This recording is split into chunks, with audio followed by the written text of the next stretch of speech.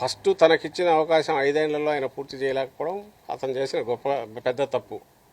ఎందుకంటున్నానంటే land pooling అనే దానికి పోయి మళ్ళీ ఇప్పుడు రెండోసారి కూడా అనుమానం ఎక్కడొస్తుందంటే మళ్ళీ ఇంకో దశ ల్యాండ్ పూలింగ్ అంటున్నాడు. ఉన్నది చాలదని ఇంకో 40,000 ఎకరాలు తీస్తానంటున్నాడు. అంటే ఇది ఎక్కడికి తీసుకువెళ్తున్నాడో, ఎన్ని వేల ఎకరాలు తీసుకోవాలనుకున్నాడో, మరి దాని అన్నిటికీ ఇవ్వాలంటే వాటికి రోడ్లు వేయాలంటే ఎన్ని లక్షల కోట్లు అవుతుంది.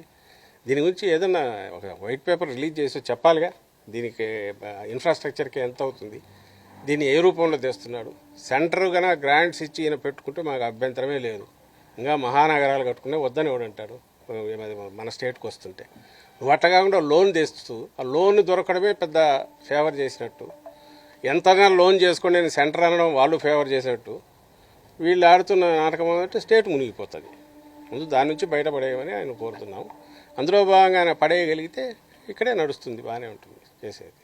అండ్ ఇప్పుడు ఈ మాత్రం డెవలప్మెంట్ ఇటు గుంటూరు విజయవాడ మధ్య అయినా, విజయవాడలో జరిగిన డెవలప్మెంట్ అయినా ఏదైనా జగన్మోహన్ రెడ్డి గారు చేశారు.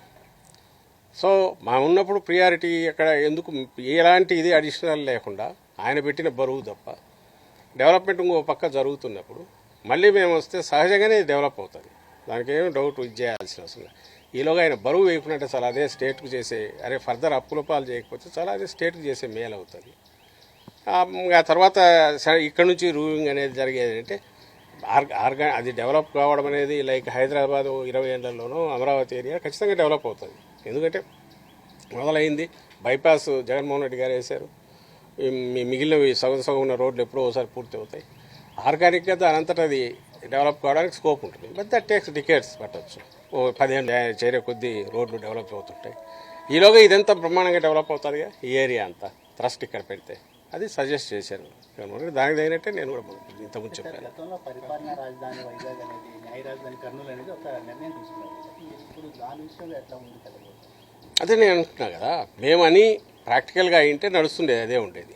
ఎప్పుడైతే ఎలక్షన్లో తీర్పు ఇంకో రకంగా వచ్చిన తర్వాత ఇప్పుడు ఈయన చేస్తున్న అప్పులు ఇవి చూసి ఖర్చులు పెట్టడం ఇవి చూసిన తర్వాత మళ్ళీ అక్కడికి పోగలమా లేదా అనేది కూడా ఇప్పుడు తెలియదు ఏంటి. బట్ ఆయన కన్నా డిసైడ్ చేసి త్వరగా దీన్ని క్లోజ్ చేసేస్తే దీన్ని ఫర్దర్ అంటే ఇది పెరెన్నియల్. అప్పుడు అంతకుముందు ఆయన మోడీ గారని అంటున్నాడు పోలవరం కామధేనువులాగా పెట్టుకున్నాడు. ఈయన అమరావతి ఇంకొక కామధేనువు, ఇక్కడ రైతులను వీళ్ళందరినీ ఒక దీంట్లోకి తీసుకెళ్ళి ట్రాన్స్లేకి విజన్ చెప్పి 20 years తర్వాత పెట్టి ఇంకో 20-30 ఎకరాలు ఇవి చేసుకుంటూ పోతే అది ఎప్పుడు పూర్తిగానే ఇదే అయినాక ఆ ఎండమావలు వెంబడి పడుకుంటూ పోవడము, ఆ సముద్రంలో దూకి ఇచ్చేయడం అనేది స్టేట్ కోవనా లేదా అనేది ఆయన చేతిలో ఉంది.